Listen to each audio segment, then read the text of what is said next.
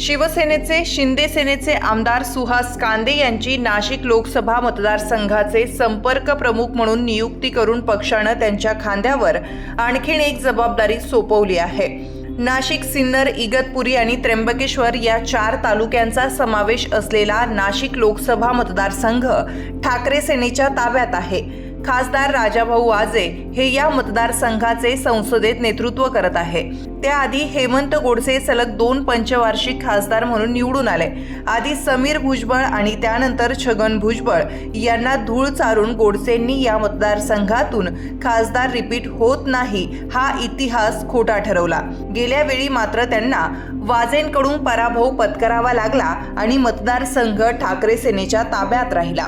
कांदे यांची या मतदारसंघाच्या संपर्क प्रमुखपदी निवड करण्यात आल्याने मतदारसंघ खेचून आणण्याचा पक्ष नेत्यांचा इरादा स्पष्ट झालाय। दरम्यान नांदगाव मतदारसंघ असलेल्या कांदे यांना दुहेरी भूमिका पार पाडावी लागणार आहे। तसेच भाऊसाहेब चौधरी यांच्यावर दिंडोरी आणि धुळे या 2 लोकसभा मतदारसंघाची जबाबदारी सोपवण्यात आली आहे।